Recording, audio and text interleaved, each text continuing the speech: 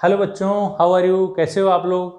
आज मैं आपको पढ़ाऊंगा इलेक्ट्रोलिसिस ऑफ कॉपर सल्फेट। ये इलेक्ट्रोलिसिस चैप्टर का अगला टॉपिक है। पिछले वीडियो में हमने आपको सेलेक्टिव डिस्चार्ज ऑफ आयंस पढ़ाया था, या इलेक्ट्रोलिसिस ऑफ द फ्यूज या लेड ब्रोमाइड पढ़ाया था, फ्यूज या मॉल्टन लेड ब्रोमाइड पढ़ाया था। आज उसी क्रम में हम लोग पढ़ेंगे इलेक्ट्रोलिसिस ऑफ कॉपर सल्फेट। तो मैं शैलेंद्र आपके लिए टॉपिक लेकर के आया हूँ और आशा करता हूँ कि आपको अच्छा लगेगा और ये आपके लिए बेनिफिशियल होगा। तो इलेक्ट्रोलिसिस ऑफ कॉपर सल्फेट की बात करें बेटा, हमने यहाँ इलेक्ट्रोलिटिक सेल बना दिया है और इस इलेक्ट्रोलिटिक सेल में जैसा कि मैंने आपको यहाँ दिखाया है कि this is two types of the, यानी टू इलेक्ट्रोड्स आर देयर।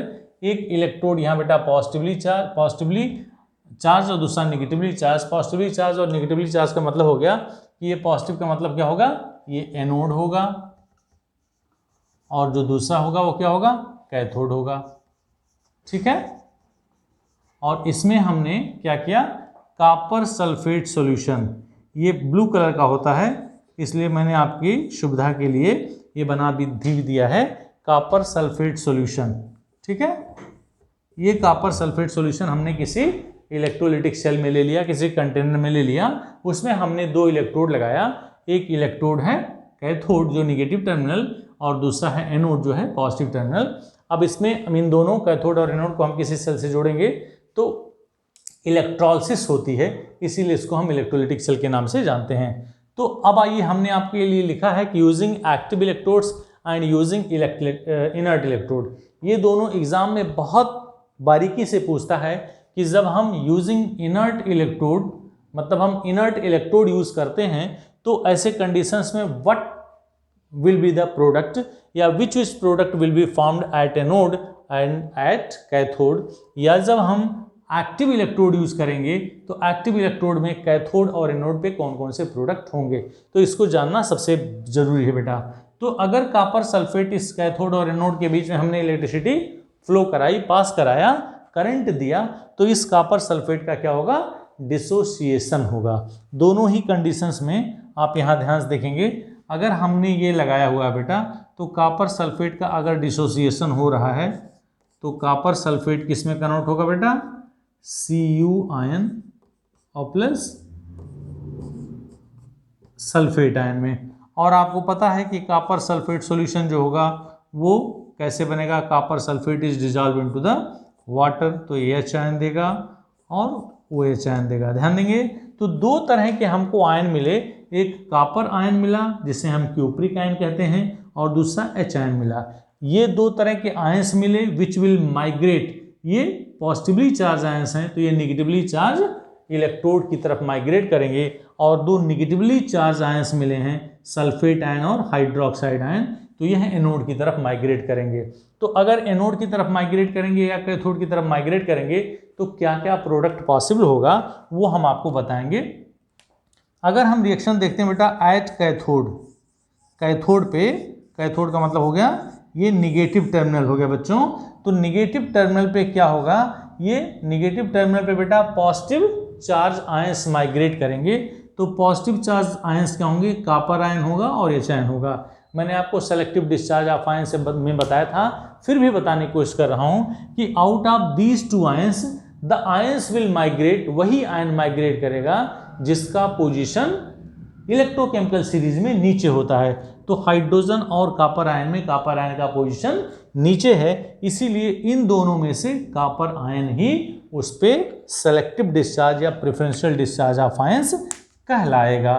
तो कैथोड पे क्या रिएक्शन दिखेगा, Cu2 यानी क्यूप्रिक आयन, ये बेटा दो इलेक्ट्रॉन लेकर के, किससे, उस कैथोड से इलेक्ट्रॉन लेकर के कॉपर मेटल, जिसे हम ब्राउनिश पिंक टाइप का ये होता है, तो brownish pink coloured copper metal is deposited at the cathode. तो एक प्रोडक्ट आपको मिल गया जब आपने एक्टिव इलेक्ट्रोड यूज किया था। और अगर हम इसी क्रम में एट एनोड लिखें तो क्या होगा, अगर हम एट एनोड पे रिएक्शन देखें तो क्या होगा बच्चों, एनोड पे क्या होगा, एनोड पे अगर आपको रिएक्शन देखना है तो देखेंगे बेटा इसमें जरा ध्यान से देखेंगे, सल्फेट आयन और OH आयन में यह दोनों आयन इस एनोड की तरफ माइग्रेट करेंगे।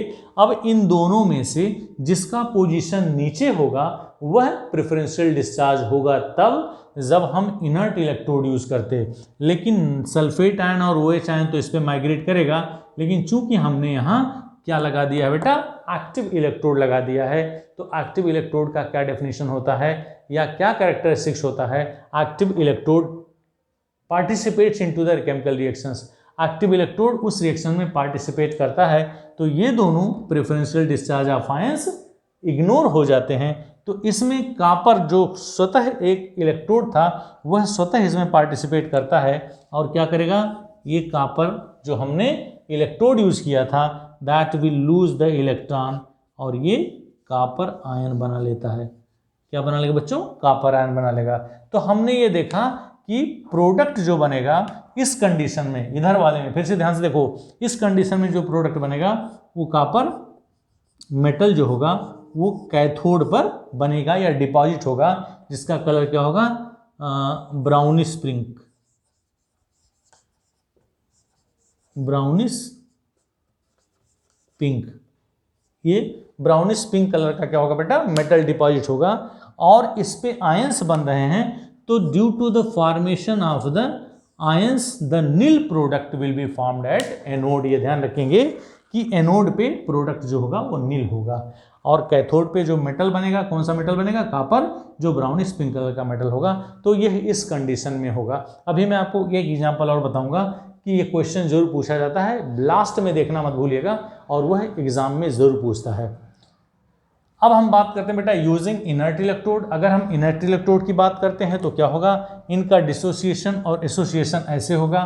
फिर से देखिए, जैसे हमने डिसोसिएशन और एसोसिएशन दिखाया था वो ऐसे होगा।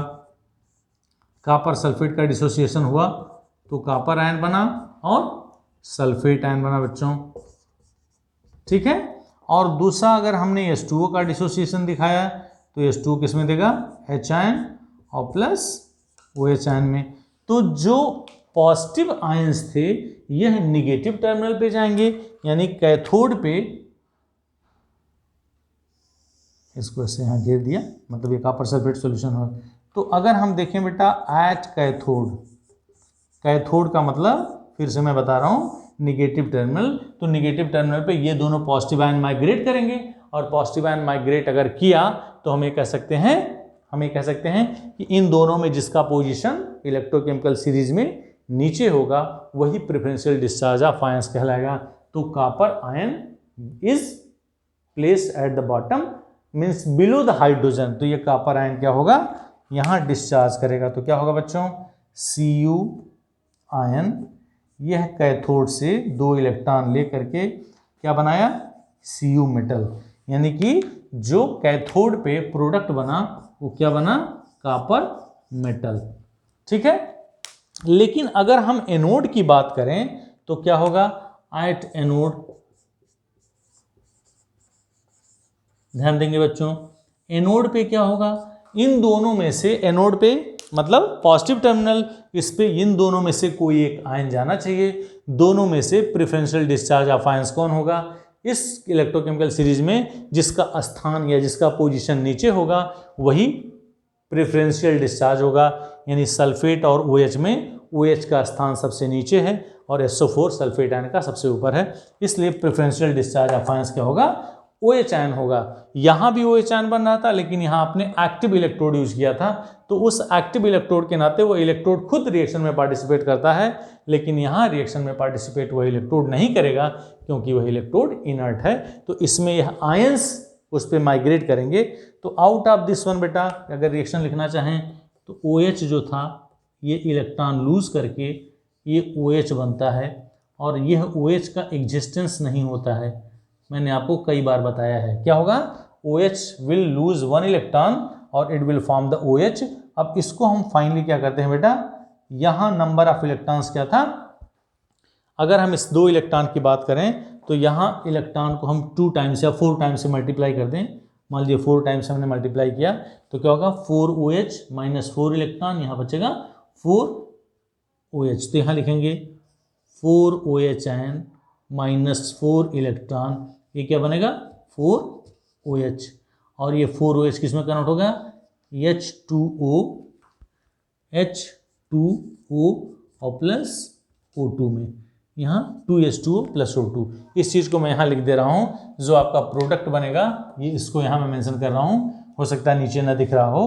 तो 4OH 4 इलेक्ट्रॉन लूज करके 4OH बनाएगा, और ये प्रोडक्ट क्या होगा H2O, फिर से मैं लिख रहा हूँ 2H2O और प्लस O2, और यही जो होगा वो है आपका प्रोडक्ट होगा एट एनोड। ध्यान देंगे, तो ये प्रोडक्ट जो होगा वो क्या होगा, oxygen gas will be liberated at the anode when we are going to use the inert electrode. तो फिर इन दोनों में क्या डिफरेंस हो गया, इसको ध्यान से देखेंगे बेटा, यही क्वेश्चन पूछा जाता है। अगर हम समराइज करें तो कह सकते हैं, अगर हमने इलेक्ट्रोलिसिस किया कॉपर सल्फेट का और एक्टिव इलेक्ट्रोड यूज किया, तो कैथोड पे कॉपर मेटल डिपॉजिट होगा और एनोड पे कुछ प्रोडक्ट नहीं बनेगा due to the formation of the cupric ion, या जिसे कॉपर आयन कहते हैं। क्यों ऐसा होगा, तो आप इसका आंसर लिख सकते हैं, because it is copper is active electrode which will take part into the chemical reaction. अगर हम इसी में इनर्ट इलेक्ट्रोड की बात करते बेटा, तो इनर्ट इलेक्ट्रोड में कैथोड पे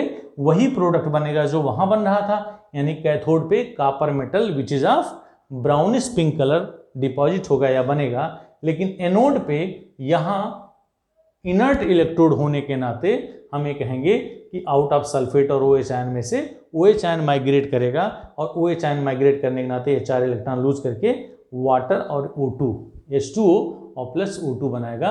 तो water will be remain same into the solution और O2 gas will B evolve.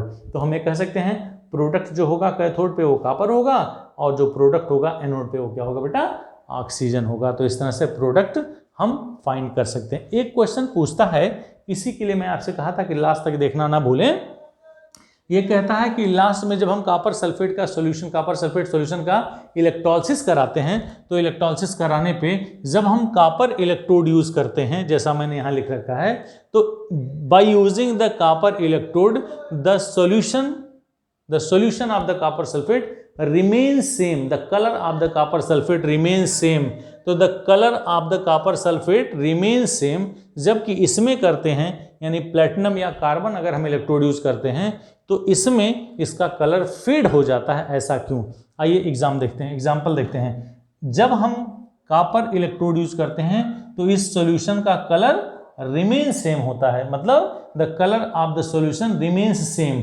क्यों ऐसा होता है बेटा, क्योंकि एनोड पे कॉपर आयन बन रहा है, कॉपर आयन बन करके इलेक्ट्रॉन लूज किया, एनोड यहाँ से क्या कर, एनोड पे इलेक्ट्रॉन लूज करके, और यह कॉपर आयन फिर इसमें इस सॉल्यूशन में आ जाता है या बना रहता है या बचा रहता है, इसलिए इसका कलर ब्लू का ब्लू ही रह जाता है। लेकिन जब हम इसकी बात करते हैं तो इसमें कॉपर जो होता है वह पार्टिसिपेट नहीं करता, यानी क्योंकि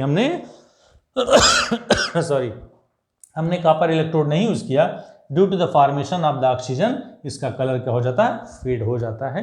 तो it is all about the electrolysis of copper sulphate. Thank you so much for watching. अगर अभी तक आपने मेरा चैनल सब्सक्राइब नहीं किया तो please subscribe my channel silencer chemistry.